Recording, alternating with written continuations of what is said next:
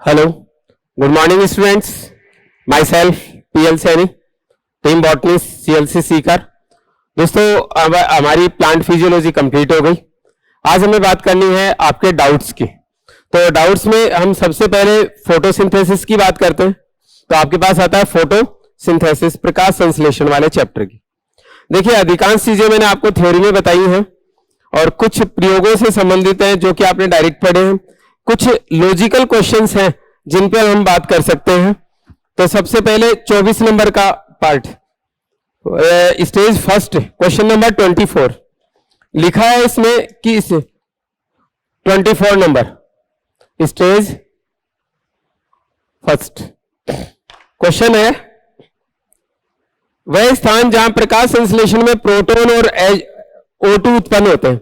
ये आप लोग सब जानते हो कि ये आपके पास है क्लोरोप्लास्ट, और क्लोरोप्लास्ट में ये है थाइलेकोइड। इस थाइलेकोइड में जल का प्रकाशिका अपघटन होता है, तो हाइड्रोजन आयन भी यहीं पर होते हैं और ऑक्सीजन की विमुक्ति भी यहीं से होती है। तो थाइलेकोइड की अवकाशिका आंसर आ जाता है इसका।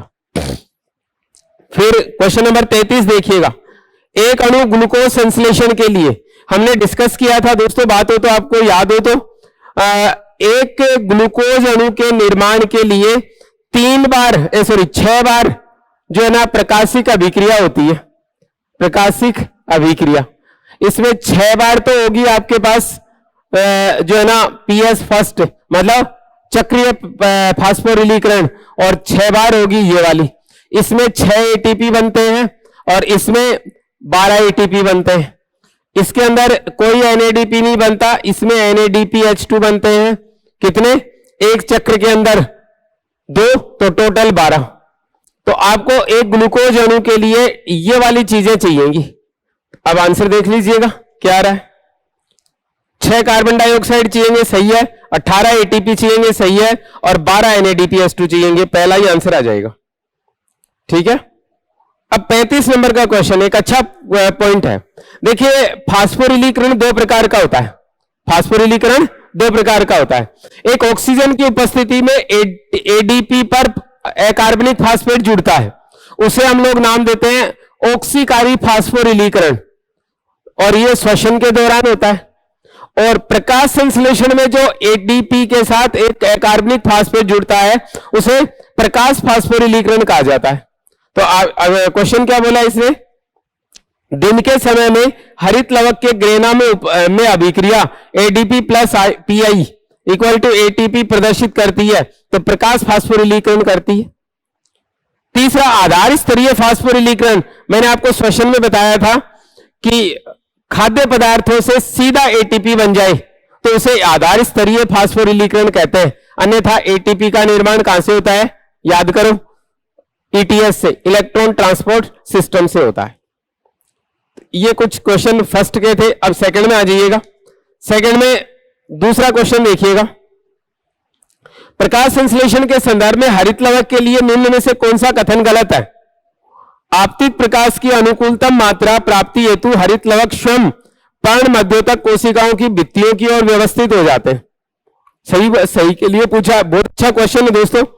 देखिए क्या होता है, यह आपके पास है मध्योतक कोशिका, पर्ण मध्योतक कोशिका ऐसे खड़ी दशा में पाई जाती। अब इसमें जब प्रकाश की मात्रा कम होती है तो सारे हरित लवक इस बाहर वाली भित्ति के पास इकट्ठे हो जाते हैं ताकि इसे उचित मात्रा में प्रकाश मिल सके। यदि तीव्र प्रकाश है तो सारे के सारे हरित लवक इधर आ जाएंगे ताकि ये प्रकाश ऑक्सीकरण से बच सके। और मध्यम प्रकार का प्रकाश है तो सारे के सारे हरित लवक ऐसे पूरी कोशिका के अंदर बिखरे हुए होते हैं। 3 प्रकार की स्थितियां दर्शाते हैं। तो पहला क्या बोला इसने? आपतित प्रकाश की अनुकूलतम मात्रा प्राप्ति हेतु हरित लवक स्वयं पर्ण मध्योतक की भित्तियों की ओर व्यवस्थित हो जाते हैं, सही है। दूसरा कहता है हरित लवक में स्पष्ट श्रम विभाजन पाया जाता है। बात पे ध्यान दीजिएगा स्टूडेंट्स आप, ये आपके पास क्लोरोप्लास्ट है। इस क्लोरोप्लास्ट में प्रकाशिक अभिक्रिया इस वाले क्षेत्र में होती है और अप्रकाशिक अभिक्रिया इस वाले क्षेत्र में होती है। तो स्पष्ट श्रम विभाजन है ना, अप्रकाशिक और प्रकाशिक अभिक्रियाओं का स्थल अलग अलग है। एक प्रकाश में काम करता है, एक बिना प्रकाश के काम चला लेता है। तो स्पष्ट कृत्रिम विभाजन पाया जाता है। ये स्टेटमेंट भी करेक्ट है। तीसरा कहता है प्रकाश चलित अभिक्रियाओं को प्रकाशिक अभिक्रियाएं कहते हैं जो केवल पिट्ठिका पटलिका में ही घटित होती है। दोस्तों पहला स्टेटमेंट सही है इसका, प्रकाश द्वारा होने वाली अभिक्रियाओं को प्रकाशिक अभिक्रिया कहते हैं, परंतु प्रकाशिक अभिक्रियाएं ग्रेना में होती हैं, स्ट्रोमा में तो अप्रकाशिक होती है, इसलिए गलत हो गया। और चौथा कहता है प्रकाशिक अभिक्रिया के उत्पाद एटीपी व NADPH2 का उपयोग हरित लवक की स्ट्रोमा में होता है। बिल्कुल। अंधकार अभिक्रिया में कार्बन डाइऑक्साइड का अपचयन होता है, और कार्बन डाइऑक्साइड के अपचयन के लिए क्या चाहिए? हाइड्रोजन और ATP चाहिए, जो कि प्रकाशिक अभिक्रिया में बनते हैं। ठीक है, तो प्रकाशिक अभिक्रिया के NADPH2 और ATP स्ट्रोमा में जब कार्बन डाइऑक्साइड का अपचयन होता है केल्विन चक्र में, तो जब ग्लूकोज का निर्माण होता है तो प्रयुक्त हो जाते हैं। तो इसमें थर्ड आंसर चला जाता है।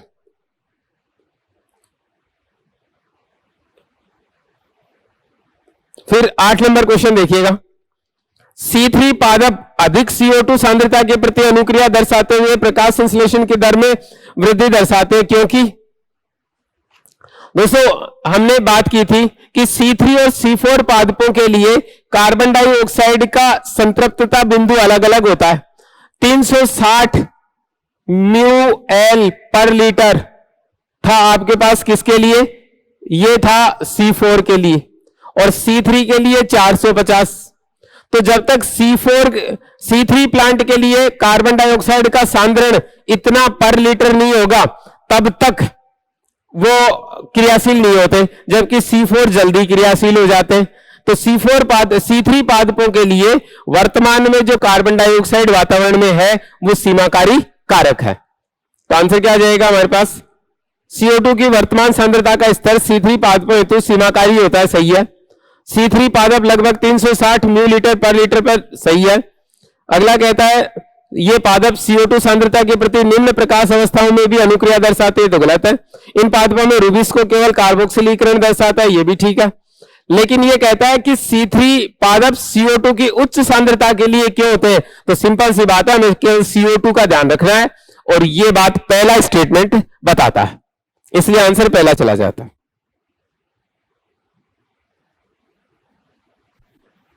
फिर हमारे पास अगला क्वेश्चन आता है। आप 16 नंबर क्वेश्चन देखिएगा। एनसीईआरटी का डायग्राम है। निम्नलिखित में कौन सा कथन गलत है? अपना उत्तर निम्न चित्र के आधार पर दीजिए। तो ये कह रहा है पद 1, पहला पद CO2 राइबोनोज 1,5 बाइफॉस्फेट के साथ जुड़ता है, यह प्रक्रिया कार्बोक्सिलीकरण कहलाती है। हाँ सही है। पद 2, प्रकाश रासायनिक रूप से बने ATP तथा NADP खर्च होने पर अपचयन के दौरान कार्बोहाइड्रेट का निर्माण होता है। यह भी ठीक है। पद 3 में क्या हो रहा है? तो पुनः उत्पादन, जिसके दौरान CO2 ग्राही राइबोनोज 1,5 बाइफॉस्फेट पुनः बन जाता है। यह भी ठीक है। 1 और 2 दोनों पदों में NADPH2 का उपयोग होता है। 1 में कहां होता है भैया? याद करो केल्विन चक्र। हमारे पास क्या आता है ये आपके पास कार्बन डाइऑक्साइड है,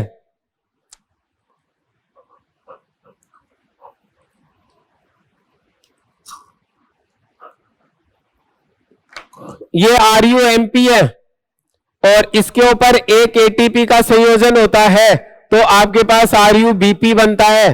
केल्विन चक्र में बात की थी अपन ने, और इस RUBP पर CO2 का संयोजन होता है, तो हमारे पास बन जाता है कीटो एसिड, और इस कीटो एसिड के क्या अपघटन होता है? तो 3PGA का निर्माण हो जाता है। अब बताइएगा यहां पर NADPH2 कहां काम आया? NADPH2 तो अपचयन में काम आता है। तो थर्ड पद पे तो केवल क्या हो रहा है? ATP का उपयोग हो सकता है, NADP का नहीं होगा, तो फोर्थ आंसर गलत हो जाएगा।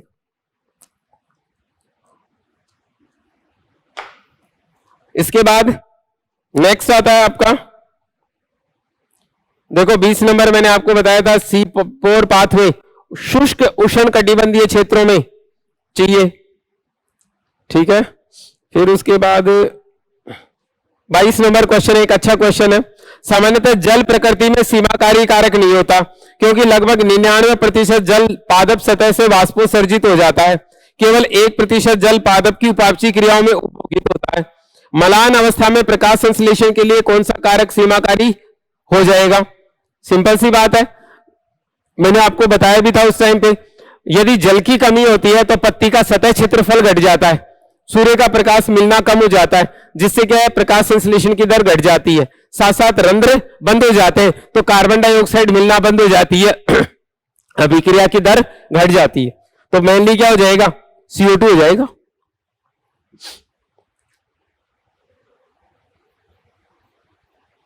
फिर बाकी के क्वेश्चन अपन लगातार जो है ना सब जगह डिस्कस किए हुए डायरेक्ट क्वेश्चन है। एक 49 नंबर क्वेश्चन देखिएगा, 49 नंबर। C4 पादप प्रकाश संश्लेषण के संबंध में असत्य कथन को पहचानिए। क्रैंज शारीरिकी C4 पादपों का आवश्यक लक्षण है, बिल्कुल सही है। C4 प्रकाश संश्लेषण है और C4 पादपों में क्रैंज शारीरिकी पाई जाती है, मतलब पुलाछद कोशिकाओं में पाए जाने वाले क्लोरोप्लास्ट बड़े आकार के और उनमें ग्रेना अनुपस्थित, और मध्योतक कोशिकाओं में पाए जाने वाले क्लोरोप्लास्ट छोटे आकार के, उनमें ग्रेना सुविकसित होते हैं। याद होगा आपको शायद। इसी तरीके से हमारे पास सेकंड है, C4 पादप C3 पादपों की अपेक्षा अधिक दक्षता से जल का उपयोग करते हैं, यह भी सही है। C4 पादपों की जल उपयोग करने की दक्षता C3 पादपों की अपेक्षा अधिक होती है। ठीक है, उसका रीजन क्या क्या है? नंबर 1, कम जो है ना CO2 सांद्रता में भी अपने आप को सक्रिय कर लेते हैं। दूसरे नंबर पे सवैन पुल मोटी कोशिकाओं से घिरे हुए होते हैं। तीसरा, रंध्रों का खुलना, आंशिक खुलने पर भी प्रकाश संश्लेषण हो सकता है, इसलिए वो अधिक दक्षता से जल का उपयोग करने में सक्षम होते हैं। जब C4 पथ चल रहा है तो प्रकाश शोषण अत्यंत कम होता है, बिल्कुल सही है, क्योंकि C4 पथ के लिए पेप्को एंजाइम चाहिए, और पेप्को एंजाइम जो होता है ना वो ऑक्सीजन के प्रति कोई संवेदनशीलता नहीं दर्शाता, रूबिस को दर्शाता है, इसलिए C4 पादपों में प्रकाश शोषण नगण्य होता है, यह भी सही है। ऑक्जेलो एसीटेट का पुलाछद कोशिकाओं में मेलेट में परिवर्तन होता है। ये ऑक्जेलो एसिटिक अम्ल मेलेट में तो कहां परिवर्तित होता है? बंडल शीथ में ही होता है, सॉरी उसमें मीजोफिल में ही होता है। याद करो C4 साइकिल, और C4 साइकिल में दोस्तों हमने बात की थी, ये आपके पास ऑक्जेलो एसिटिक एसिड है, ये PEP से बनता है CO2 जुड़ने से, और एंजाइम चाहिए पेप्को। ये ऑक्जेलो एसिटिक एसिड NADH2 से हाइड्रोजन ले लेता है, P से NADPH2 से, और क्या बनाता है? Malic acid. ये वाला काम तो मीजोफिल में ही हो जाता है, इसका ये बंडल शीथ में जाने के बाद और किस में टूट जाता है? पायरुवेट में टूट जाता है, होता है ना ऐसा। तो यहां पर तो इसका विघटन होता है पुलाछद कोशिकाओं में, तो बनता थोड़ी है, इसलिए ये स्टेटमेंट रॉन्ग हो गया, तो हमारा आंसर 4 चला गया। फिर उसके बाद क्वेश्चन नंबर 57 देखो। C4 पादपों की क्रैंच शारीरिकी का आधारभूत लक्षण निम्न एक की उपस्थिति है। पुलाछद कोशिकाओं में हरितलवक की, पर्ण मध्योतक तथा अधिचर्म कोशिकाओं में हरितलवक की, पुलाछद कोशिकाओं के प्रारूपिक ग्रेना युक्त क्लोरोप्लास्ट तथा पर्ण मध्योतक कोशिकाओं में प्रारंभिक हरितलवक, पुलाछद कोशिकाओं में प्रारंभिक अवशेषी हरितलवक तथा मध्योतक कोशिकाओं में प्रारूपिक हरितलवक। क्वेश्चन आपको कतई नहीं उलझा रहा, बड़ा सिंपल है, क्रैंच शारीरिकी का मतलब पूछ रहा है।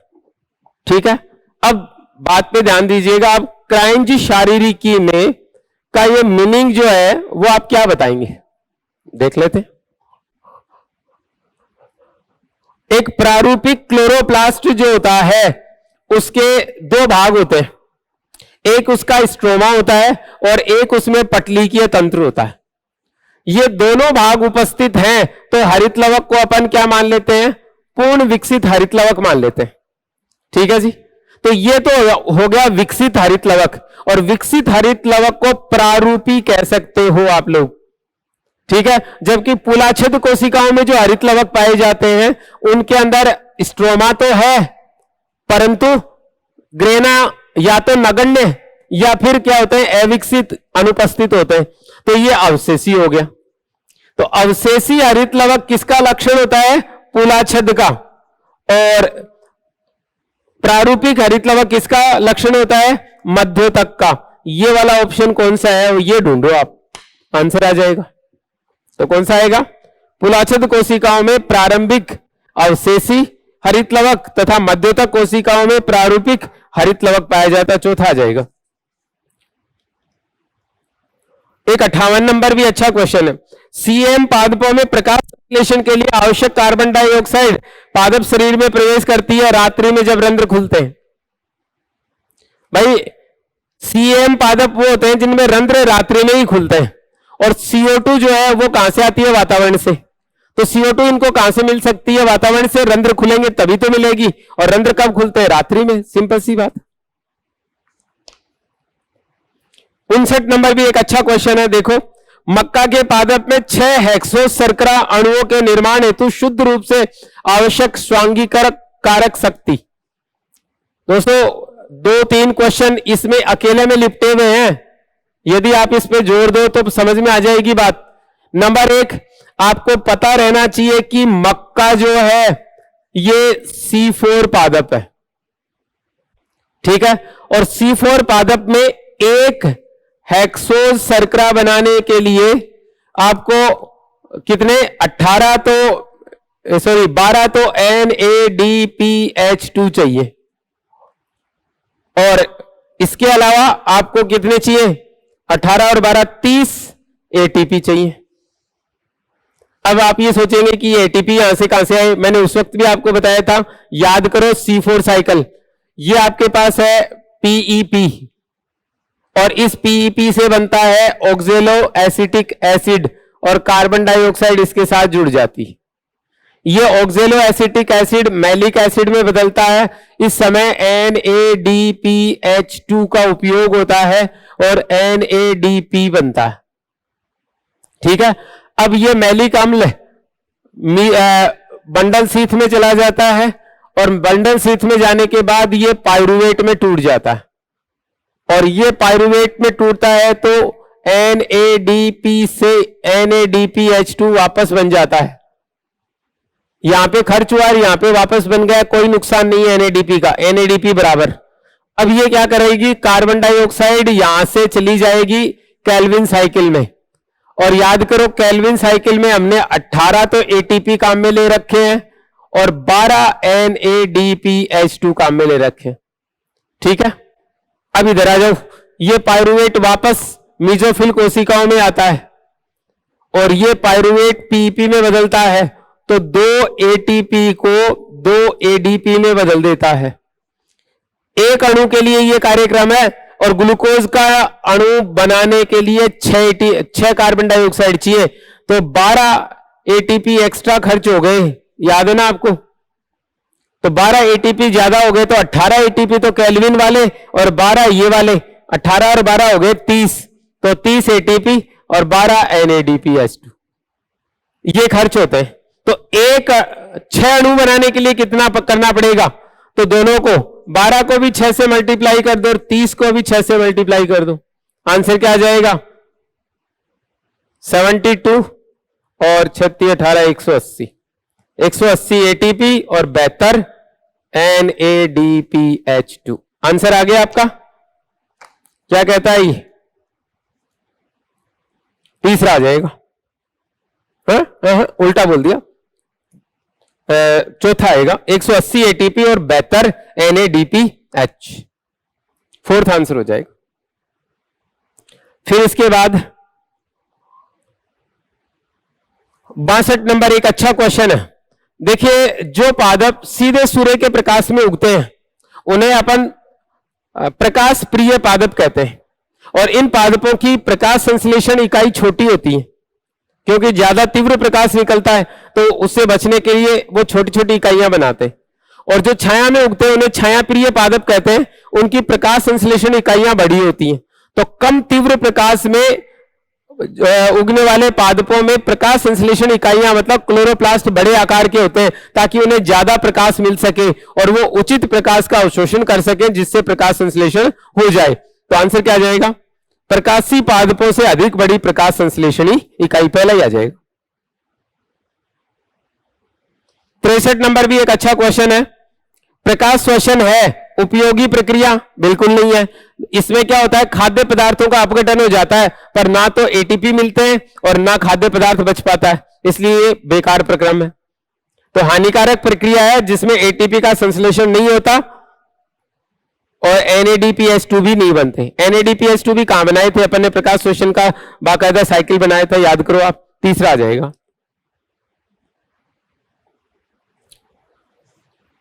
64 नंबर, हरी कोशिकाओं को जल में रखा जाए और वो ऑक्सीजन निकाले, तो इस अभिक्रिया को हमने नाम दिया हिल अभिक्रिया, क्योंकि रॉबर्ट हिल ने ही बताया था कि ऑक्सीजन कैसे विमुक्त होती है। स्टेज थर्ड में आ जाओ दोस्तों। पहला क्वेश्चन, दिए गए कथनों पर विचार कीजिए। C4 पादपों में केल्विन पाथवे पर्ण मध्योतक कोशिकाओं में होता है। C4 पौधों में केल्विन पाथवे, पहला गलत। बंडल शीत कोशिकाओं में होता है केल्विन तो, और पर्ण मध्योतक में तो C4 साइकिल होती है, जिसको हैच एंड स्लैग साइकिल बोला था अपन ने। ये वाला प्रक्रम तो होता है मीजोफिल में, और ये वाला प्रक्रम होता है बंडल शीत में। तो केल्विन बंडल शीत में होता है, पहला गलत। दूसरा कहता है C4 पादपों में प्रकाश शोषण नहीं होता, क्योंकि उनमें एक विधि के द्वारा रिब्यूस्को एंजाइम स्थल पर CO2 की सांद्रता बढ़ा दी जाती है। यही तो वो विधि है जिससे केल्विन साइकिल में कार्बन डाइऑक्साइड का सांद्रण उच्च रहता है, O2 का सांद्रण बढ़ ही नहीं पाता इसमें, इसलिए इनमें प्रकाश शोषण नहीं होता। ये सही है। C बोलता है C4 पादपों में C3 पादपों की तुलना में बेहतर उत्पादकता पाई जाती है, सही है। थाइलेकोइड अवकाश में प्रोटॉन विभव का टूटना, याद करो कीमो ऑस्मोटिक थ्योरी, रसोप्रासरणी थ्योरी। प्रोटॉन विभव टूटता है तो ऊर्जा मुक्त होती है, जिसको F1 पार्टिकल्स क्या करते हैं, ATP में बदल देते हैं। जल अणुओं का विखंडित होना PS फर्स्ट से संबंधित है, यह भी गलत है। PS सेकंड में टूटते हैं जल के अणु, तो PS फर्स्ट में तो चक्रीय पथ में इलेक्ट्रॉन मुक्त गति करता है। तो पहला और लास्ट स्टेटमेंट गलत है, इसलिए असत्य पूछा, पहला ही आ जाएगा। तीसरा देखो, दिए गए कथनों पर विचार कीजिए। PS फर्स्ट की उपस्थिति, इलेक्ट्रॉन ग्राही हेतु NADP प्लस की अनुपस्थिति, PS सेकंड की अनुपस्थिति, किसके बारे में पूछ रहा है? चक्रीय प्रकाश फास्फोरिलीकरण, मतलब PS फर्स्ट के लिए पूछ रहा है। PS फर्स्ट में ये कहता है, ये चक्रीय फास्फोरिलीकरण में PS फर्स्ट उपस्थित, ए सही है। इलेक्ट्रॉन ग्राही हेतु NADP, ये भी सही है, उपस्थित थोड़ी चाहिए, NADP तो सेकंड के लिए चाहिए, तो ये भी करेक्ट है। तीसरा कहता है PS सेकंड की अनुपस्थिति, PS सेकंड PS फर्स्ट के लिए जरूरी नहीं है, पर अचक्रीय फास्फोरिलीकरण के लिए PS फर्स्ट और PS सेकंड दोनों चाहिए, जबकि चक्रीय के लिए PS फर्स्ट सफिशिएंट होता है। NADP रिडक्टेज और PS सेकंड की उपस्थिति ये नहीं चाहिए। जल के अणुओं का विघटन ये नहीं होता, ATP का संश्लेषण होता है। तो हमारे पास 1 2 3 ये और लास्ट F, 4 हो गए इससे संबंधित। तो आंसर आ जाएगा दूसरा। क्वेश्चन नंबर 4, प्रकाश संश्लेषण के दौरान हरित लवक में ATP संश्लेषण से संबंधित निम्न में से कौन सा कथन सत्य है? स्ट्रोमा में जल अणुओं का विखंडन प्रोटॉन विभव निर्माण में सहायक होता है।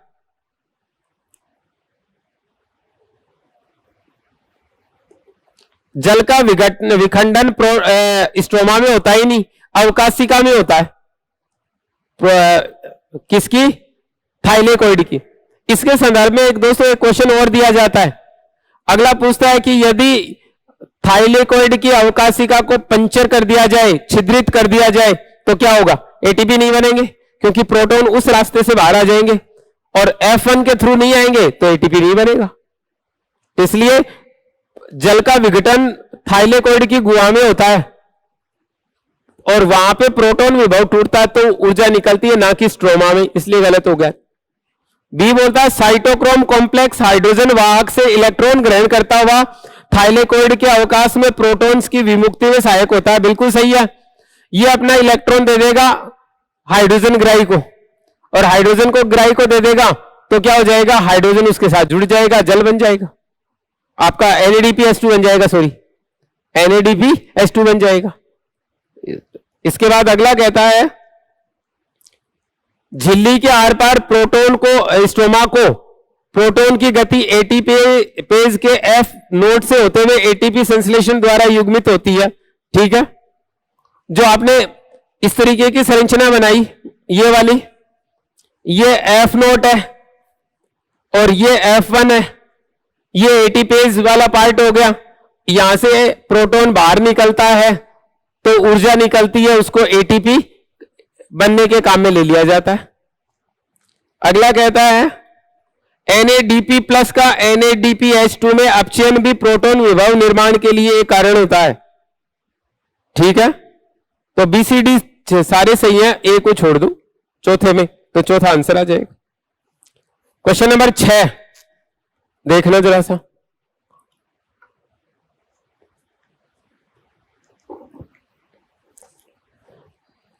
दिए गए कथनों पर विचार कीजिए। यह कहता है कार्बोक्सिलीकरण केल्विन चक्र का मुख्य निर्णायक पद है, जहां RuBP के कार्बोक्सिलीकरण हेतु CO2 प्रयुक्त की जाती है। सही है। दूसरा क्या कहता है, रूबिस को ऑक्सीजनेज की सक्रियता से ग्लाइकोलेट बनाता है। ठीक है। सभी रसायन संश्लेषी जीवाणु हाइड्रोजन स्रोत के रूप में जल के स्थान पर न रसायन संश्लेषी क्यों करेंगे भाई? रसायन संश्लेषी तो विभिन्न प्रकार के रसायनों का ऑक्सीकरण करके ऊर्जा प्राप्त करते हैं। यदि यहां पर प्रकाश संश्लेषी होता तो हम कुछ सोचते, रसायन संश्लेषी को प्रकाश संश्लेषण थोड़ी करना है, तो यह गलत हो गया। प्रकाश संश्लेषण अनेक कारकों, मुख्यतः आंतरिक तथा कभी कभी बाह्य कारकों द्वारा प्रभावित किया जाता है। मुख्यतः बाह्य कारक, कभी कभी आंतरिक, उल्टा बोल रहा है इसलिए यह भी गलत है। C4 पादपों में C3 चक्र पर्ण मध्यतक कोशिका तथा बंडल शीत कोशिकाओं में भी पाया जाता है, यह बात भी गलत है। C3 चक्र केवल यहीं पे मिलता है, इधर नहीं मिलता। तो पहले दो तो सही है और CDE गलत है। सही पूछे तो तीसरा आंसर आ जाएगा। 7वां, दिए गए कथनों पर विचार कीजिए। प्रकाश शोषण उच्च प्रकाश तीव्रता में संपन्न होता है। बिल्कुल सही बात है। प्रकाश शोषण के लिए 3 कंडीशन चाहिए। नंबर 1 ताप उच्च, नंबर 2 प्रकाश तीव्रता उच्च, नंबर 3 ऑक्सीजन की उच्च सांद्रता। ये तीनों मिलकर क्या करते हैं, रूबिस्को को ऑक्सीजनेज की तरह कार्य करने के लिए प्रेरित कर देते हैं और प्रकाश शोषण आरंभ हो जाता है। इसके बाद आता है रूबिस्को एंजाइम सभी पादप कोशिकाओं में पाया जाता है। बिल्कुल, पादप जो होता है ना, जिस पादप में प्रकाश संश्लेषण होता है उसमें रूबिस्को एंजाइम उपस्थित होता है। इसने लेकिन बोला क्या है, रूबिस्को एंजाइम सभी पादप कोशिकाओं में पाया जाता है। दोस्तों, रूबिस्को एंजाइम क्लोरोप्लास्ट में होता है और क्लोरोप्लास्टिड सभी पादप कोशिकाओं में पाए जाते हैं, पर क्लोरोप्लास्ट सभी पादप कोशिकाओं में नहीं पाया जाता। याद होगा आपको, क्लोरोप्लास्ट प्रकाश संश्लेषी क्षेत्रों में पाया जाता है, तो भूमिगत भागों में रूबिस्को क्या करेगा, इसलिए स्टेटमेंट गलत हो गया। पुलाछद कोशिकाएं संवहन पुल के चारों ओर कुछ परतों का निर्माण करती हैं। बिल्कुल सही है। पुलाछद कोशिकाएं होती संवहन पुल के चारों तरफ। कुछ C4 पादपों की कोशिकाओं में रूबिस्को PEP कार्बोक्सिलेज एंजाइम के साथ उपस्थित होता है।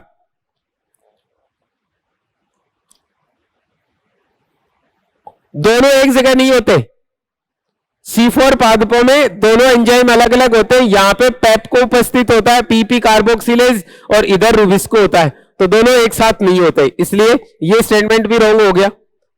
प्रकाश शोषण CO2 की कम सांद्रता पे संपन्न होता है, यह सही है। CO2 की सांद्रता कम होगी तो ऑक्सीजन की सांद्रता उच्च होगी और प्रकाश शोषण हो जाएगा। इसने पूछा गलत, तो गलत एक तो बी हो गया, रूबिस्को सभी पादप कोशिकाओं में पाया जाता है, और एक डी हो गया, दोनों साथ नहीं हो सकते, तो बी और डी तीसरा आंसर आ जाएगा। 8 नंबर क्वेश्चन देखिएगा। गलत सुमेलित युग्म है। प्राथमिक CO2 ग्राही 5 कार्बन युक्त कीटोन शर्करा, सही है। RuBP राइबुलोज जो होता है ना, वो कीटोन शर्करा। रूबिस्को उपस्थित है C4 पादप की पर्ण मध्यतक कोशिका में, गलत। अगला बोलता है CO2 के एक अणु का अपचयन 2 ATP और 3 NADPH2, उल्टा बोल रहा है। 3 ATP और 2 NADP होने चाहिए थे, यदि एक रासायनिक प्रक्रिया एक से अधिक कारकों द्वारा प्रभावित होती है तब इसकी दर उस कारक द्वारा निर्धारित होगी जो अपनी निम्नतम मात्रा में होगा। ब्लैकमैन सही है, गलत पूछा है इसने, तो बी और सी हो जाएंगे। 9 नंबर देखिएगा, दिए गए कथनों पर विचार कीजिए। विभिन्न पादपों में प्रकाश संश्लेषण हेतु अनुकूलतम तापमान पादप के आवास पर भी निर्भर करता है। बिल्कुल सही है, मैंने आपको बताया भी था कि प्रकाश संश्लेषण के लिए अनुकूलतम तापमान होता है 25 से 35 डिग्री सेल्सियस, 25 से 35 डिग्री सेल्सियस। परंतु जो पादप ठंडे क्षेत्रों में उगते हैं, शंकुधारी वृक्ष जो होते हैं, उनमें ये ताप जो है 10 से 15 डिग्री सेल्सियस अनुकूलतम होता है। 15 के बाद प्रतिकूल अवस्थाएं आने लग जाती। तो पादप के आवास के अनुसार इस अनुकूलतम तापमान का परास परिवर्तित होता है। सही है। फिर ये कहता है CO2 ग्राही RUBP अणु का पुनर्जनन निर्णायक है। यदि चक्र लगातार अबाधित रूप में है, पुनर्जनन पदों में RUBP बनाने हेतु फास्फोरिलीकरण में 1 ATP की आवश्यकता होती है। यह बात भी सही है। आप ये RUBP था,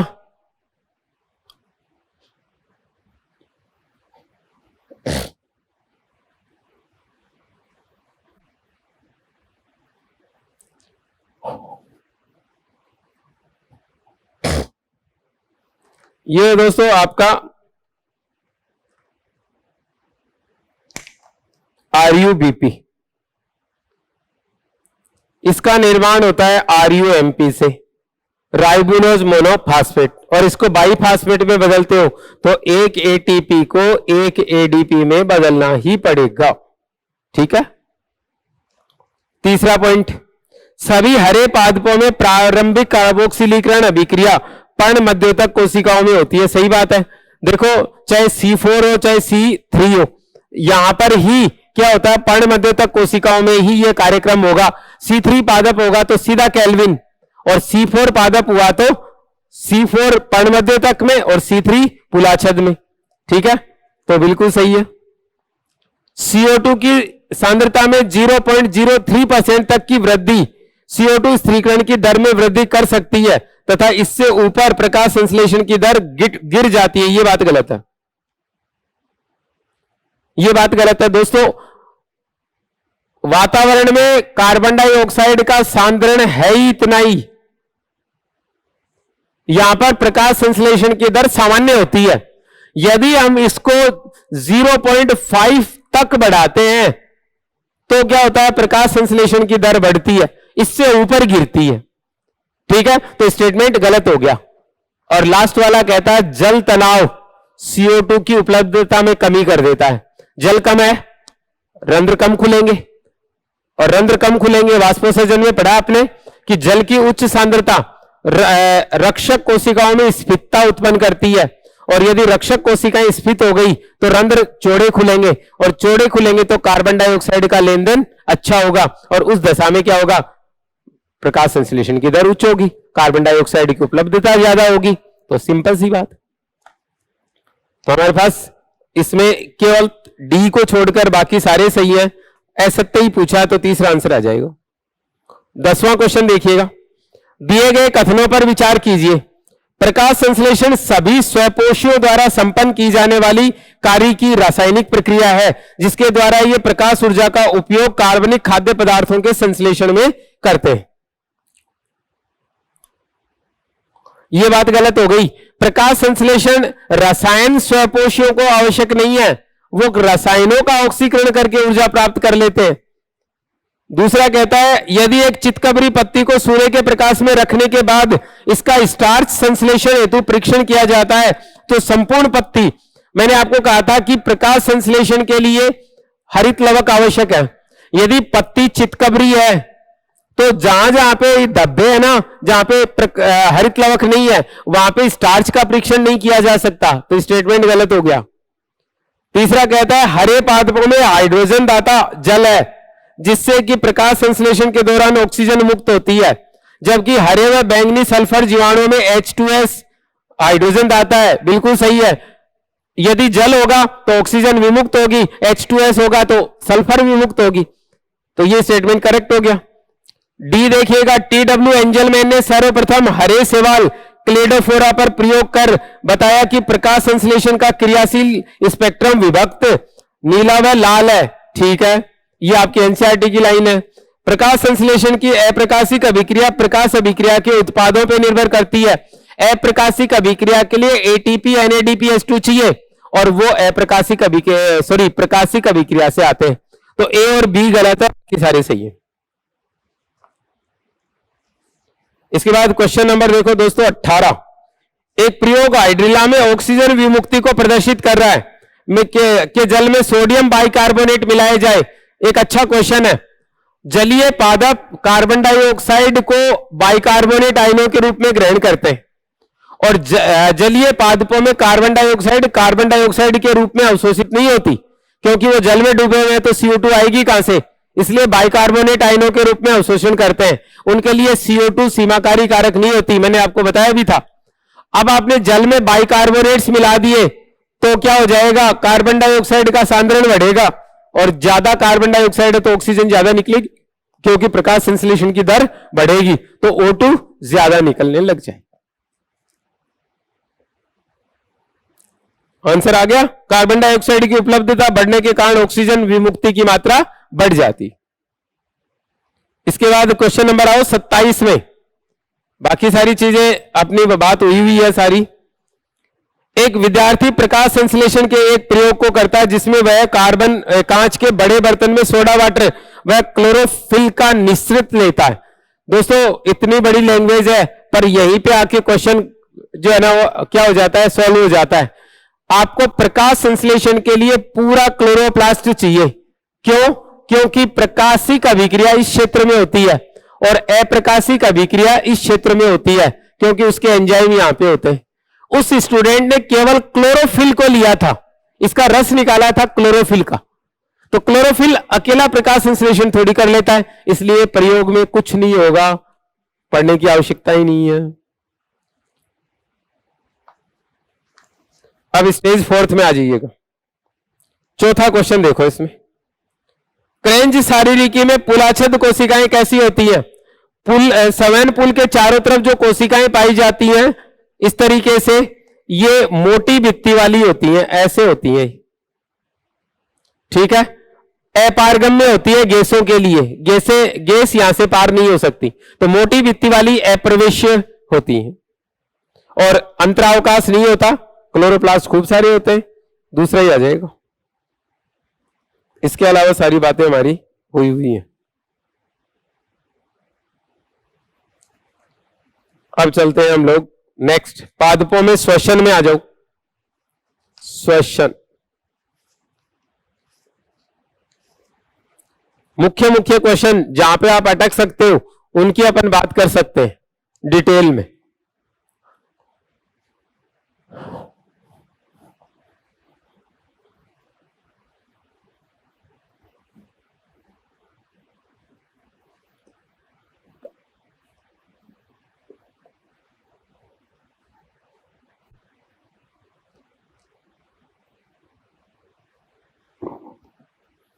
तो क्वेश्चन नंबर स्टेज 1 चैप्टर का नेम है पादपों में श्वसन। स्टेज 1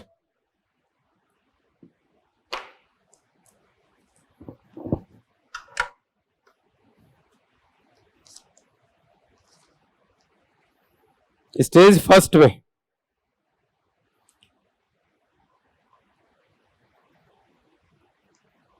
सत्रह नंबर क्वेश्चन देखो, बहुत अच्छा क्वेश्चन। 15 भी अच्छा है। एसिटिल कोएंजाइम ए के ऑक्सीकरण से कितने युग्म प्रोटॉन मुक्त होंगे? एसिटिल कोएंजाइम ए आपके पास ये है और इसका ऑक्सीकरण होता है, मतलब क्रैब चक्र होता है।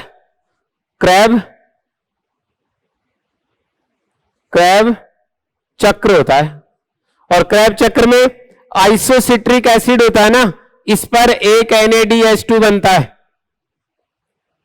फिर अल्फा कीटो पर भी यही कार्यक्रम होता है।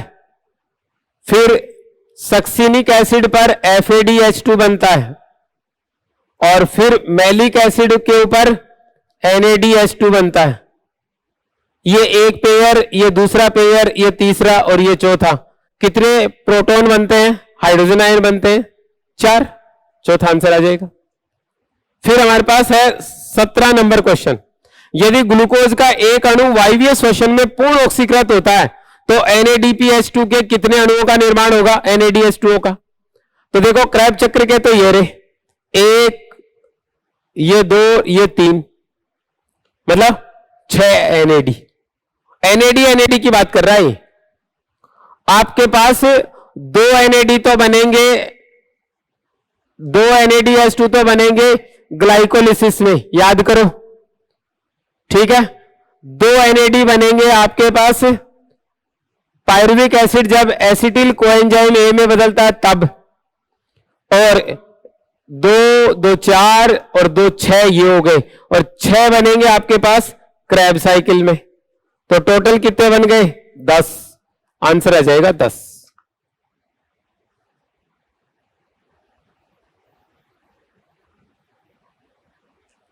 फिर 27 नंबर क्वेश्चन देखिए, एल्कोहलिक किण्वन की उपस्थिति। एल्कोहलिक किण्वन, दोस्तों किण्वन के लिए एक एंजाइम की आवश्यकता होती है, इसको बोलते हैं जाइमेज। ये इसको एक साइंटिस्ट थे बुकनर, इन्होंने ईस्ट से अलग करके जो है ना किण्वन का प्रदर्शन किया था। तो जाइमेज संकुल की आवश्यकता होगी।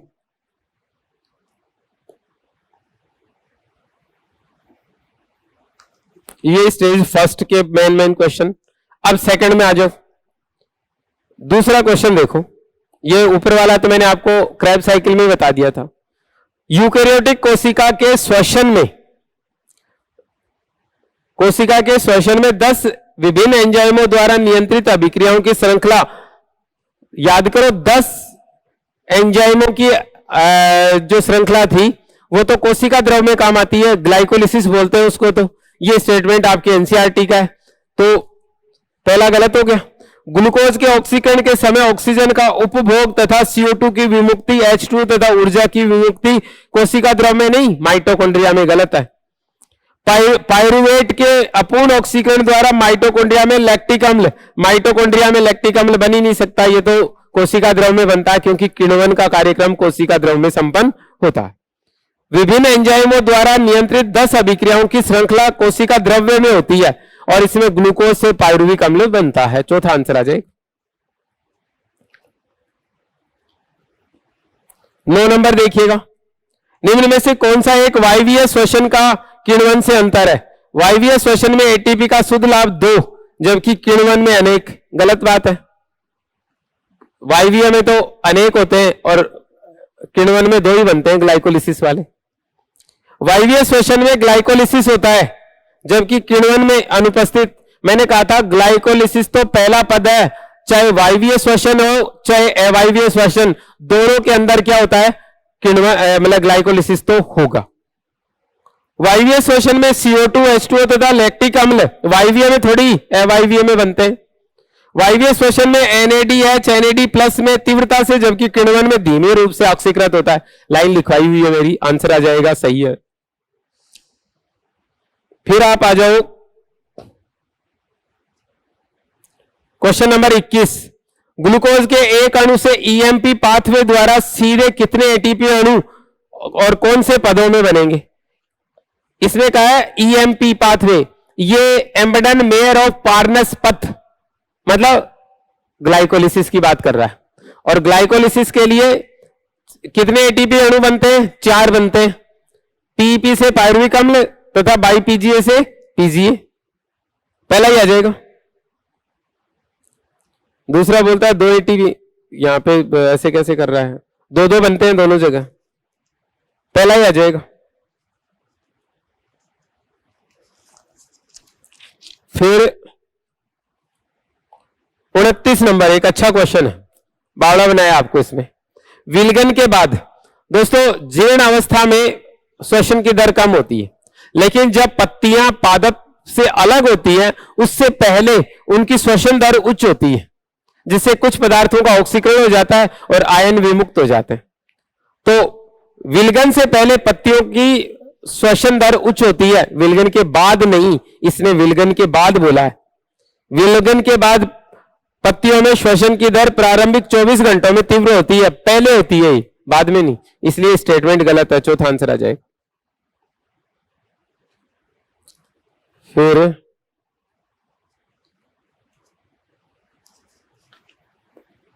सीधे सीधे आंसर है। एक 59 नंबर देखना,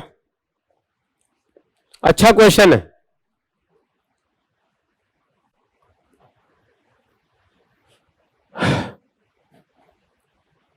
देखो एक एंजाइम आपके पास, और हम लोग उस एंजाइम को ऐसे बना लेते हैं ई की फॉर्म में। ये एक एंजाइम है और इस एंजाइम में ये सक्रिय स्थल है। कोई भी आधारी पदार्थ इस पे ऐसे जुड़ जाता है और इसका बाद में क्या होता है, यहां से विखंडन हो जाता है और आपके पास एक ऐसा सा पदार्थ बन जाता है, इसको उत्पाद कह देते हैं। ये एक ग्राफिक मतलब प्रदर्शन है एक तरह से एंजाइमी अभिक्रियाओं का। यदि कोई पदार्थ इस एंजाइम की इस क्रिया पर इस स्थल पर जुड़कर और स्थायी हो जाए तो इसको हम बोलते हैं प्रतियोगी संदमन। प्रतियोगी संदमन, ठीक है। और एक आपके पास एंजाइम ऐसा था, ठीक है, ये एक ऐसे पदार्थ के साथ जुड़ता है, ऐसे पदार्थ के साथ जुड़ता है, ठीक है जी। लेकिन कोई पदार्थ इसके इस वाले भाग पर जुड़कर और इसको क्या कर देता है, इसकी संरचना में परिवर्तन कर देता है और इसकी संरचना में परिवर्तन के कारण ये एंजाइम ऐसा हो जाता है। अब बताइए इससे जुड़ेगा क्या? ये तो जगह को ब्लॉक करके दूसरे पदार्थ को जोड़ने से रोक देता है, इसलिए इसको प्रतियोगी कहा जाता है। और ये इसके अंदर साथ जुड़कर इसकी रासायनिक संरचना में परिवर्तन कर देता है, इसको अप्रतियोगी कहते हैं। अप्रतियोगी संदमक बोला जाता है, ठीक है। तो इसने इसकी बात कर रखी है, तो इसने कहा अप्रतियोगी संदमन का उदाहरण है ये दोस्तों साइनाइड ऐसा कार्यक्रम करता है। साइटोक्रोम ऑक्सीडेज को साइनाइड क्या करता है, इस तरीके से जो है ना अब विकृत कर देता है जिससे वो अपने आधारी पदार्थ के साथ नहीं जुड़ पाता और अभिक्रिया रुक जाती, ठीक है। तो इसमें ढूंढ लो, देखें है क्या। मेलोनेट, ये तो सिंपल सा है, दूसरा आंसर आ जाएगा। ये मेलोनेट वाला तो ये है और ये अप्रतियोगी।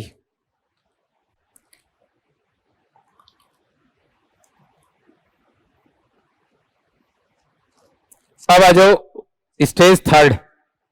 स्टेज थर्ड का पहला क्वेश्चन, दिए गए कथनों पर विचार कीजिए। सामान्यतः प्रोटीन तथा वसाएं श्वसनाधार के रूप में प्रयुक्त होती हैं, गलत बात है ना। सामान्यतः कार्बोहाइड्रेट यूज में लिया जाता, प्रोटीन और वसा नहीं। प्रोटीन और वसाएं कार्बोहाइड्रेट के साथ काम आ सकती हैं, अकेली कभी नहीं आती। श्वसन में ऊर्जा मुक्ति धीमे रूप से एंजाइमों द्वारा नियंत्रित क्रमिक पदों में होती है, बिल्कुल सही बात है। धीरे धीरे टूटता है ताकि उस ऊर्जा का को स्थिरीकृत किया जा सके। एक साथ यदि ऊर्जा विमुक्त हो गई ना तो उसे ना तो स्थिरीकृत किया जा सकता है और कोशिका नष्ट हो जाएगी, एक साथ मुक्त हो गई तो। ग्लूकोज का एंजाइमेटिक मशीनरी का उपयोग करते हुए बिना ऑक्सीजन आंशिक ऑक्सीकरण ग्लाइकोलिसिस कहलाता है, बिल्कुल सही है। ऑक्सीजन की अनुपस्थिति में ग्लूकोज पायरुविक अम्ल में टूटता है 10 प्रक्रियाओं के द्वारा, तो धीमा प्रक्रम है, बिना ऑक्सीजन के उपयोग के पायरुविक अम्ल बन रहा है, ग्लाइकोलिसिस कहलाता है। ग्लूकोज का ग्लूकोज 6 फॉस्फेट में फास्फोरिलीकरण इन्वर्टेज एंजाइम क्रियाशीलता द्वारा होता है। ये बात तो गलत हो गई ना। ग्लूकोज का ग्लूकोज 6 फॉस्फेट में इन्वर्टेज थोड़ी करेगा, ये तो हेक्सोकाइनेज करेगा। इन्वर्टेज तो सुक्रोज को ग्लूकोज और फ्रक्टोज में तोड़ता है, तो रोंग हो गया। पायरुवेट का माइटोकॉन्ड्रिया में ऑक्सीकारी विकार्बोक्सिलीकरण पायरुवेट डीहाइड्रोजनेज एंजाइम के नियंत्रण में होता है, बिल्कुल सही है भाई। पायरुविक अम्ल माइटोकॉन्ड्रिया की मैट्रिक्स में एस्टिल कोएंजाइम ए में नहीं टूटेगा तो विकार्बोक्सिलीकरण नहीं होगा, CO2 निकलेगी ना, वो नहीं होगा। ये कौन रोग नियंत्रित करता है, पायरुवेट डीहाइड्रोजनेज। तो आपका डी मतलब ए और डी दो गलत हो गए, असत्य पूछा, पहला ही आ जाएगा। दूसरा, दिए गए कथनों पर विचार कीजिए। पाइरुवेट का पदानुसार पूर्ण ऑक्सीकरण, सभी हाइड्रोजन अणुओं की विमुक्ति तथा 3 CO2 का निकलना। यह कह रहा माइटोकॉन्ड्रिया में कौन कौन से पद होंगे? तो पहला सही है, आणविक ऑक्सीजन को इलेक्ट्रॉन के गमन के साथ साथ एटीपी का संश्लेषण, यह भी हो जाएगा। ऑक्सीजन की अनुपस्थिति में ग्लूकोज का आंशिक ऑक्सीकरण, यह कोशिका द्रव में होगा। और फिर है पाइरुवेट का ऑक्सीकारी विकार्बोक्सिलीकरण, बिल्कुल माइटोकॉन्ड्रिया में होगा। पाइरुवेट का CO2 और एथेनॉल में परिवर्तन साइटोप्लाज्म में होगा। तो सी और ई कोशिका द्रव में, बाकी के माइटोकॉन्ड्रिया में। तो दूसरा आंसर आ जाएगा। 3 पद माइटोकॉन्ड्रिया में देखने को मिलते हैं। अब हमारा अगला पॉइंट क्वेश्चन आता है दोस्तों 8 नंबर। 8 नंबर में देखिएगा, दिए गए कथनों पर विचार कीजिए। इसमें ग्लाइकोलिसिस के दौरान पीजीएल के 2 अपचायक तुल्य हटाए जाते हैं पीजीएल से, सही है। पादपों को वात विनिमय की अधिक आवश्यकता होती है, गलत बात है। पादपों में उपापचय दर जंतुओं की तुलना में कम होती है, इसलिए उन्हें ज्यादा वात विनिमय की आवश्यकता नहीं होती। अगला कहता है लैक्टिक अम्ल किण्वन के दौरान ग्लूकोज की 7% से कम ऊर्जा विमुक्त होती है, बिल्कुल सही है। ग्लूकोज मतलब ऊर्जा 7% या उससे कम, जबकि वायवीय श्वसन में ज्यादा होती है, 40% के आसपास होती है। साइटोक्रोम सी ऑक्सीडेज माइटोकॉन्ड्रिया के ईटीएस में कॉम्प्लेक्स थर्ड में उपस्थित होता है। Cytochrome C oxidase, cytochrome oxidase A और A3 को बोलते हैं, और कॉम्प्लेक्स थर्ड ही तो है वो। पहला NAD, दूसरा FAD, तीसरा B और C1 और चौथा A और A3। तो डी तो गलत हो गया। फिर साइटोक्रोम सी ऑक्सीडेज माइटोकॉन्ड्रिया के ईटीएस में थर्ड का नहीं फोर्थ का होता है, इसलिए डी रॉन्ग। माइटोकॉन्ड्रिया में ईटीएस का गतिमान वाहक साइटोक्रोम C1 होता है दोस्तों, C1 नहीं C होता है। C1 तो फिक्स होता है, सतही गतिशील प्रोटीन, याद करो C, जो थर्ड और फोर्थ को जोड़ता है। किण्वन में जब पायरुविक अम्ल लैक्टिक अम्ल में अपचयित होता है तो विकार्बोक्सिलीकरण नहीं होता। मैंने कहा भी था आपको, लैक्टिक अम्ल किण्वन एक ऐसा प्रक्रम है जिसमें कार्बन डाइऑक्साइड विमुक्त नहीं होती, तो ये आपको ध्यान रखना है। तो कथन गलत पूछे तो बी गलत हो गया, सी सही है, डी गलत हो गया, ई गलत हो गया, बी डी ई दूसरा आ जाएगा। क्वेश्चन नंबर 10, दिए गए कथनों पर विचार कीजिए। पायरुविक अम्ल का पूर्ण ऑक्सीकरण 3 CO2 के अलावा सभी हाइड्रोजन परमाणुओं के क्रमागत हटने से होता है। अच्छा, ए और बी वायवीय पद हैं जो पाए जाते हैं। ये माइटोकॉन्ड्रिया की मैट्रिक्स में होगा ना, CO2 हटना और हाइड्रोजन का हटना। तो और बी कहता है हाइड्रोजन अणु से एक भाग के रूप में इलेक्ट्रॉन्स का हटकर क्रमिक रूप से आणविक ऑक्सीजन को स्थानांतरण तथा समकालिक रूप से एटीपी का संश्लेषण, ये आंतरिक झिल्ली में होता है ईटीएस के द्वारा।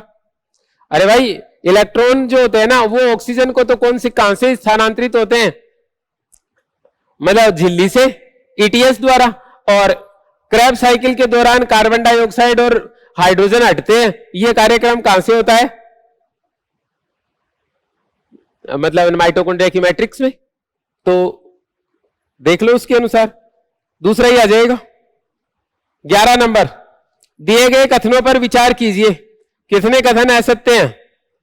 प्रोटीएज द्वारा विघटन के पश्चात एक अमीनो अम्ल उसकी संरचना पर निर्भर रहते हुए श्वसन पथ के रूप में कुछ पदों क्रैब चक्र या पायरुवेट या एसिटिल कोएंजाइम ए के रूप में प्रवेश करता है। दूसरा कहता है किण्वन में प्रत्येक पायरुविक अम्ल के अणु के निर्माण में केवल 2 एटीपी का शुद्ध लाभ होता है। ठीक। ऑक्सीसोम चैनल से होते हुए प्रोटॉन का गुजरना एटीपी अणु उत्पादन हेतु F0 घटक के साथ उत्प्रेरक की स्थल के रूप में संयुग्मित होता है। और वसाएं श्वसन पथ में केवल डीएमिनेशन, ये तो गलत हो गया लास्ट वाला। तो यहां पे एमिनो समूह ही नहीं है, तो डीएमिनेशन कहां से आ गया?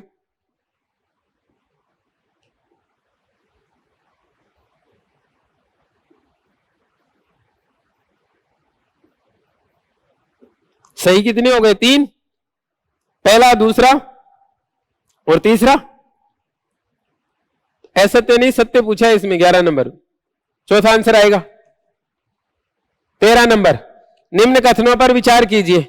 यूवी क्यूनोन ऑक्सीकृत होता है जब इलेक्ट्रॉन साइटोक्रोम BC1 से होते हुए साइटोक्रोम C को स्थानांतरित होते हैं। ये तो गलत है। यहां पे तो यूवी क्यूनोन तो पहले दूसरे को तीसरे से जोड़ता है। जब इलेक्ट्रॉन पहले दूसरे से B1 पर स्थानांतरित होता है तब यूवी क्यूनोन की जरूरत होती है। गलत हो गया, लिखवाया हुआ मेरा आपको। ETS में संश्लेषित होने वाले ATP अणुओं की संख्या इलेक्ट्रॉन दाता की प्रकृति पर निर्भर करती है। बिल्कुल सही है। इलेक्ट्रॉन दाता FAD हुआ तो 2 ATP बनेंगे, NAD हुआ तो 3। C बोलता है ग्लाइकोलिसिस के दौरान PgAl ऑक्सीकृत होता है तथा अकार्बनिक फास्फेट के साथ BPGA में परिवर्तित हो जाता है। सही बात है। अरे 13-DPGAl 13-DPGA में तो बदलेगा, D को B बोल दिया, D का मतलब डाई, B का मतलब बाई, बात तो एक ही है। यदि वसीय अम्ल श्वसन में प्रयुक्त होता है तो सर्वप्रथम पाइरुवेट में नहीं, या तो DHAP में या एसिटिल कोएंजाइम A में, पाइरुवेट में नहीं बदलता। अगला कहता है श्वसन में उपभोगित O2 का आयतन मुक्त हुई CO2 के आयतन का अनुपात। बेटा मैंने पहले ही कहा था कि CO2 ऊपर और O2 नीचे आएगा, इस परिभाषा को बदलना पड़ेगा, ये गलत है। इसमें बोला जाता है कि विमुक्त हुई CO2 और उपभोग में आई O2 का अनुपात श्वसन गुणांक कहलाता है। तो आपका D गलत है, E गलत है, A गलत है, B और C सही है। सही पूछा है तो चौथा आ जाएगा। क्वेश्चन नंबर 15, निम्न कथनों पर विचार कीजिए। ADP में द्वितीय फास्फेट बंध एक उच्च ऊर्जा बंध होता है। ठीक। क्रैब चक्र में 5 हाइड्रोजन दाता होते हैं। 5 कहां है? 4 ही तो है। एक आइसोसिट्रिक से ऑक्जेलोसक्सिनिक, दूसरा एल्फा कीटो से कितना हुआ? एल्फा कीटो से आपके पास बनेगा सक्सिनाइल कोएंजाइम ए, फिर सक्सिनिक एसिड से फिमरिक एसिड, फिर मैलिक एसिड से ऑक्जेलोएसिटिक एसिड। 4 ही बनते हैं, 3 NAD और 1 FAD। तो गलत हो गया। जब पायरुविक अम्ल TPP के साथ संयुक्त होता है तो विकार्बोक्सिलीकरण होता है। ठीक है। फिर अगला कहता है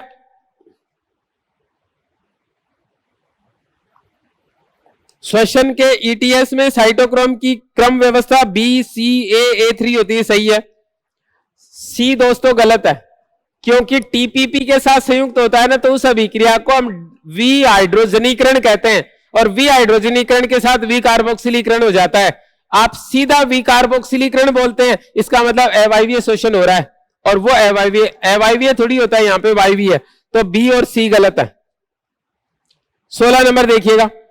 वायवीय श्वसन अवायवीय श्वसन की अपेक्षा अधिक उपयोगी होता है, क्योंकि वायवीय श्वसन में अंतिम उत्पाद जो बनते हैं वो कम विषैले होते हैं, शरीर से आसानी से निकल जाते हैं, अधिक ऊर्जा मिलती है। 2 कारण है। पहला बोलता है अवायवीय श्वसन में ग्लूकोज का आंशिक अपघटन होता है, जबकि वायवीय में पूर्णतया अपघटन होता है। उपयोगी क्यों है ये बात नहीं बता रहा है ये। दूसरा कहता है अवायवीय श्वसन में प्रत्येक ग्लूकोज अणु से के पायरुविक अम्ल में अपघटित होने पर 2 ATP प्राप्त होते हैं, जबकि वायवीय श्वसन में अनेक ATP। पायरुविक अम्ल में अनेक कहां, उसमें 4 बन जाते हैं। वायवीय श्वसन में NAD प्लस में ऑक्सीकृत होता है, जबकि यह अभिक्रिया अवायवीय श्वसन में अत्यंत तीव्र होती है। यह तो गलत है। A और B तो सही है। D कहता है वायवीय श्वसन वह प्रक्रम है जिसमें कार्बनिक तथा अकार्बनिक पदार्थों का पूर्ण ऑक्सीकरण है तथा अधिक मात्रा में ऊर्जा मुक्त होती है। अकार्बनिक पदार्थों का कभी ऑक्सीकरण नहीं होता दोस्तों, केवल कार्बनिक ग्लूकोज का होता है। इसलिए C D गलत है, A B करेक्ट है। चौथा आंसर आ जाएगा वो। उसके बाद अगला आ जाओ आप इसके चौथी स्टेज में। 7 नंबर क्वेश्चन देखो बस, इसमें बाकी कोई खास बात नहीं। एक 4 भी देख लो। देखो 4 में जो डब्बे बने हुए हैं उसमें A पाथवे तो है ग्लाइकोलिसिस, B पाथवे है आपके पास क्रैब चक्र, और C पाथवे है ETS। इन तीनों में कॉमन क्या बन सकता है? क्वेश्चन सीधा सा भाई। ग्लाइकोलिसिस में भी ATP बनता है, क्रैब चक्र में GTP बनता है जो ATP में बदल जाता है, और ETS में ATP बनता है। तो इन तीनों में से, चारों में से आपके पास एक ATP ऐसा है जो सब जगह कॉमन है। सीधा सा आंसर आ गया, कुछ सोचना ही नहीं। ठीक है। 7 नंबर, क्रेब्स चक्र के विषय में कौन सा कथन गलत है? इस चक्र के एक बिंदु पर FAD प्लस का FADH2 में न्यूनीकरण होता है। ठीक। सक्सिनिल कोएंजाइम ए से सक्सिनिक अम्ल में परिवर्तन के दौरान GTP अणु बनता है। सही। यह चक्र एस्टिल समूह के पायरुविक अम्ल के साथ संघनन से आरंभ होता है। पायरुविक अम्ल से नहीं, ऑक्जेलो एसिटिक अम्ल से। गलत हो गया ना, तीसरा गलत हो गया। अब आ जाओ नेक्स्ट, पादप वृद्धि और परिवर्धन वाले पर।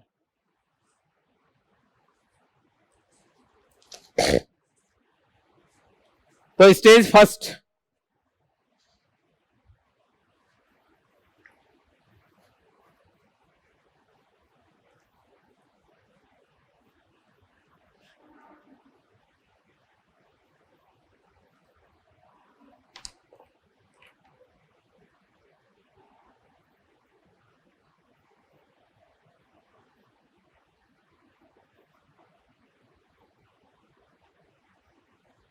स्टेज फर्स्ट में आ जाओ। इसमें पहला क्वेश्चन लेते हैं अपन, 5 नंबर, इथोफान। मैंने आपको कहा था कि ज्यादातर फल आजकल कृत्रिम रूप से पकाए जाते हैं और इसके लिए एक केमिकल यूज में लिया जाता है जिसे इथोफान कहते हैं। तो इथोफान जो है ये एथिलीन का स्रोत होता है और एथिलीन फलों को पकाने के काम आता है। आंसर आ गया। कुकुम्बर में इथाइलिन जो होता है ना, वो मादा पुष्पों की संख्या बढ़ाकर लब्धि को बढ़ा देता है। इसकी जगह जिब्रेलिन लेते तो नर पुष्प बढ़ जाते और नर पुष्पों पे फल नहीं लगते। 14 नंबर का था क्वेश्चन। 23 नंबर क्वेश्चन देखो दोस्तों, पुमड़ू की आर्किगोनियम की तरफ गति। देखो दोस्तों, हालांकि गतियां आपके कोर्स में नहीं है, आपके कोर्स में ही नहीं है गति, लेकिन फिर भी कुछ गतियों की बात हमें करनी पड़ती है। यदि एक गति होती है अनुचलन गति, एक गति होती है अनुवर्तन गति और एक गति होती है अनुकुंचन गति। इन 3 गतियों की परिभाषा याद रखनी है आपको बस, और कुछ नहीं कर। यदि कोई इकाई पूर्णतया गति करके एक जगह से दूसरी जगह चली जाए तो उसे अनुचलन गति कहते हैं। जैसे आप लोगों ने डाइवर्सिटी में पढ़ा था कि ब्रायोफाइटा के अंदर पुमड़ू जो होते हैं ना, वो इस तरीके के होते हैं, इस तरीके के होते हैं, उसमें 2 कसाबिकाएं पाई जाती और ये तैरते हुए स्त्रीदानी पे जाते हैं। स्त्रीदानी कुछ रसायनों का स्राव करती है तो रसायनानुचलनी गति दर्शाते हैं। पूरी इकाई का स्थानांतरण हो रहा है अनुचलन गति। आप एक पौधे को एक तरफा प्रकाश दो तो पौधा क्या होता है, प्रकाश की दिशा में मुड़ जाता है। इस मुड़ने वाली गति को अनुवर्तन गति कहते हैं। जिस कारक के कारण होती है उसका नाम रख दो यहाँ पे। प्रकाशानुवर्तन मतलब प्रकाश की तरफ मुड़ना, गुरुत्वानुवर्तन मतलब गुरुत्वीय प्रभाव की तरफ मुड़ना, जलानुवर्तन जल की तरफ मुड़ना, ये हो गया। और अनुकुंचन गति में क्या होता है, हम कोई उद्दीपन देते हैं और वो पूरे पादप में फैल जाता है तो उसे अनुकुंचन गति कहते हैं। जैसे रात को अंधेरा होता है तो पत्ते ऐसे बंद हो जाते हैं, इसको हम निशानुकुंचन कहते हैं। छुई मुई को टच करते हो, उसके पत्ते बंद हो जाते हैं, मुरझा जाता है पादप, उसको अपन स्पर्शानुकुंचन कहते हैं। ठीक है, तो ये वाली 3 परिभाषाएं आपको ध्यान रखनी है। पुमड़ू आर्किगोनियम की तरफ रसायनानुचलनी गति से गति करते हैं। अब एक होता है जीवद्रव्य गुणन गति, ये भी एक अच्छा पार्ट है और क्वेश्चन पूछे जाते हैं।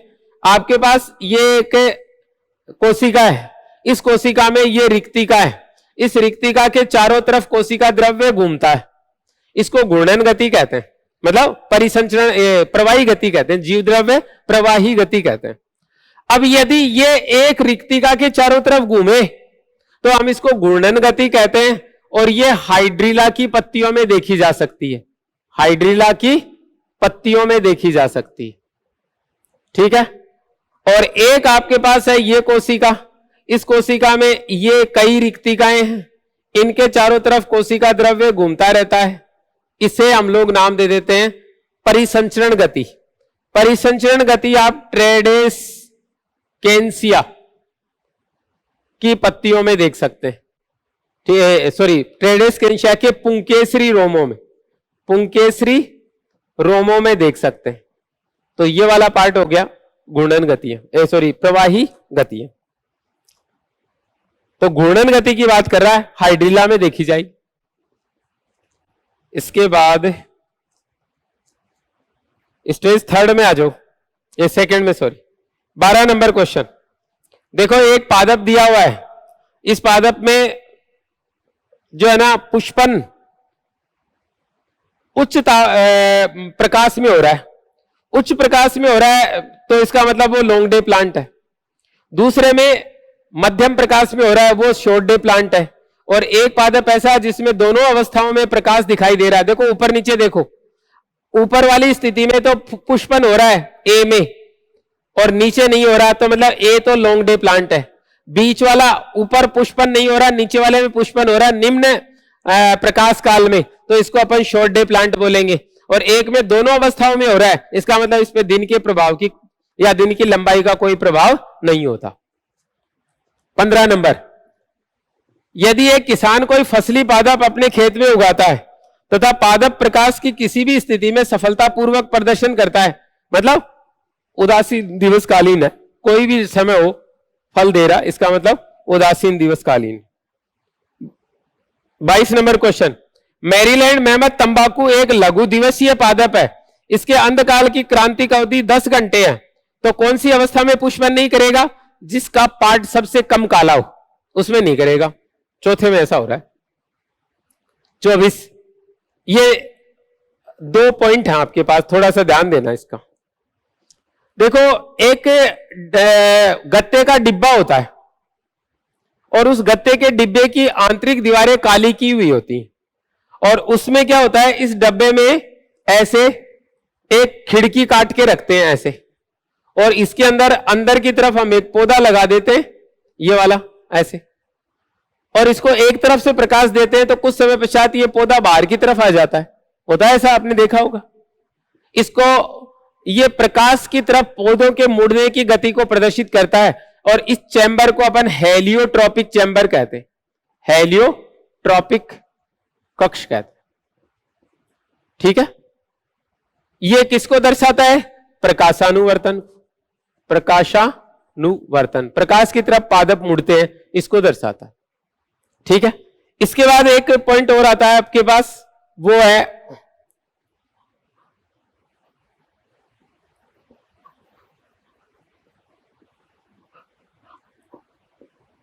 ये वाला,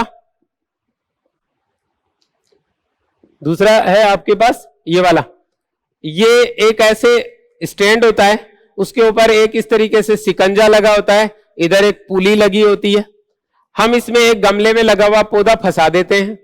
ठीक है, अब आप लोग जानते हो कि पौधे को यदि अपन टेढ़ा रखें तो कुछ समय पश्चात ये वाला हिस्सा ऊपर और जड़ें नीचे की तरफ गति करती, मतलब ये प्रकाशानुवर्तन, ये गुरुत्वानुवर्तन दर्शाता है। इस यंत्र का नाम है क्लाइनोस्टेट, क्लाइनोस्टेट। यदि हम इसको लगभग समय पे गोल गोल घुमाते रहे तो सूर्य का प्रकाश और गुरुत्वीय प्रभाव निष्प्रभावी हो जाएगा। जैसे इधर सूर्य का प्रभाव ज्यादा था, आपने मोड़ के इधर कर दिया, अब इधर ज्यादा हो गया, तो पौधा सीधा गति करेगा, मतलब वृद्धि करेगा। तो गुरुत्वीय प्रभाव को समझाने के लिए क्लाइनोस्टेट का उपयोग किया जाता है। और अगला क्या था? वृद्धि मापक, वृद्धि को मापने के काम आता है, तो पहला ही आंसर आ जाएगा डोरमीन। क्वेश्चन नंबर 26 एबीए को बोलते, एक बीजपत्री भ्रूण विकास। देखो भ्रूण, क्वेश्चन नंबर है आपके पास 31। भ्रूण की गति जो होती है ना, भ्रूण का विकास जब होता है ना, तो सभी कोशिकाएं विभाजित होती है, इसको ज्यामितीय वृद्धि कहते हैं। तो इसमें क्या होगा? ज्यामितीय वृद्धि पाई जाती है प्रारंभ में और बाद में अंकगणितीय भी आरंभ हो जाती है। तो दोनों प्रकार की वृद्धि देखी जाती है बीज निर्माण के दौरान। तीसरा आंसर आ जाएगा। 44 नंबर एक अच्छा क्वेश्चन है। देखिए, यदि आप किसी बीज को पानी में भिगो देते हैं, तो मैंने आज आपको बताया था एक पॉइंट कि जब बीज अंकुरित होता है तो उसकी उपापचयी क्रियाएं उच्च हो जाती हैं, उपापचय उच्च हो जाता है। इसके लिए आपको एंजाइम की सक्रियता चाहिए और एंजाइम की सक्रियता जल के कारण होती है। तो जिस बीज को आप पानी में भिगो दोगे उसके एंजाइम क्रियाशील हो जाएंगे और क्रियाशील एंजाइम ताप से ज्यादा प्रभावित होते हैं निष्क्रिय एंजाइमों की तुलना में। इसलिए आपने एक को शुष्क बीजों को और एक आपने भीगे हुए बीजों को 50 डिग्री पे रखा, तो भीगे हुए बीज को नुकसान ज्यादा होगा क्योंकि उसके एंजाइम ज्यादा क्रियाशील हो गए। आंसर आ जाएगा। फिर उसके बाद आप आ जाओ स्टेज थर्ड में। स्टेज थर्ड में 6 नंबर का क्वेश्चन देखिएगा। दिए गए उदाहरणों में से कितने वृद्धि के अंतर्गत सम्मिलित किए जाते हैं? प्ररोह का सूर्य के प्रकाश की ओर गति करना प्रकाशानुवर्तन है। अनुवर्तन गति वृद्धि के कारण होती है, सही है। प्रतान का आधार के चारों तरफ लिपटना वृद्धि के कारण होता है। ब्रायोफाइट के पूर्णों का स्त्रीधानी की तरफ गमन करना वृद्धि नहीं है, चलन गति है। वर्तिकाग्र पर प्राग नलिका का बनना वृद्धि गति है। स्पर्श करने पे छुई मुई का मुरझाना स्फीति गति है। जल की मात्रा घट जाती है इसलिए मुरझा जाती है। तो 3 हो गई, पहली, दूसरी और वर्तिकाग्र पे प्राग नलिका का निर्माण। 7 नंबर, प्ररोह शीर्ष में प्रकाशानुवर्तन गति निम्न के संबंध में सही है।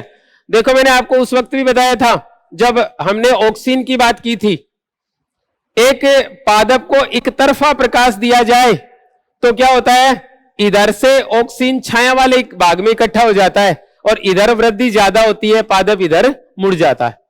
ठीक है, तो क्या आ जाएगा, प्रकाश उद्भाषण तथा प्ररोह शीर्ष में IAA का असमान वितरण, तीसरा आ जाएगा। 10 नंबर क्वेश्चन देखिएगा। निम्न कथनों को सावधानी पूर्वक पढ़िए। पूर्वकालीन अवस्था में फल और पत्तियों को गिरने से रोकना दोस्तों ऑक्सीन का काम है। मैंने कहा था आपको ऑक्सीन विलगन पर 2 प्रभाव दर्शाता है। परिपक्व पत्ती और फलों को विलगन प्रेरित करता है और अपरिपक्व फल और पत्तियों में विलगन को रोक देता है। तो ये IAA का काम हो गया। तने की कतरन पर जड़ों के निर्माण को संदमित करना, संदमित नहीं प्रेरित करना, तो ये B गलत हो गया, ऑक्सीन के लिए सही नहीं है। C फलों की आकृति में दीर्घीकरण, ये जिब्रेलिन का काम है, पोमेलिन। और D दारू का विभेदन, जाइलम का विभेदन, बिल्कुल उत्तक विभेदीकरण ऑक्सीन के प्रभाव में होता है। चाय के बागान में व्यापक रूप से प्रयुक्त करना, यह भी ऑक्सीन का काम है। तो हमारे पास क्या आ जाएंगे, A आ जाएगा, B नहीं होगा, C नहीं होगा, D हो जाएगा और E हो जाएगा, पहला ही आ जाएगा। फिर क्वेश्चन नंबर 17 देखो दोस्तों। दिए गए कथनों पर विचार कीजिए, कितने कथन सत्य हैं? विभेदन 2 प्रक्रियाओं वृद्धि व परिवर्धन का योग है। ठीक है, गलत बात है ना, परिवर्धन विभेदन और वृद्धि का योग है और यह विभेदन को बता रहा तो गलत हो गया। पादपों में वृद्धि की सामर्थ्य उनके शरीर में कुछ स्थानों पर उपस्थित विभज्योतक के कारण होती है। ठीक है, वे विभज्योतक जो पादप अंगों की मोटाई में वृद्धि करते हैं द्विबीजपत्री पादप व अनावर्त बीजियों में पाए जाते हैं। द्वितीयक वृद्धि इनमें ही होती है, इसलिए यह भी सही है। चुकंदर व गाजर कुछ ऐसे द्विवार्षिक पादप है जिन्हें IAA से उपचरित करने पर शीघ्र पुष्पन, ये गलत हो गया। और काल्पनिक हार्मोन फ्लोरिजन पत्तियों में बनता है, ये सही है। तो 3 स्टेटमेंट सही हो गए।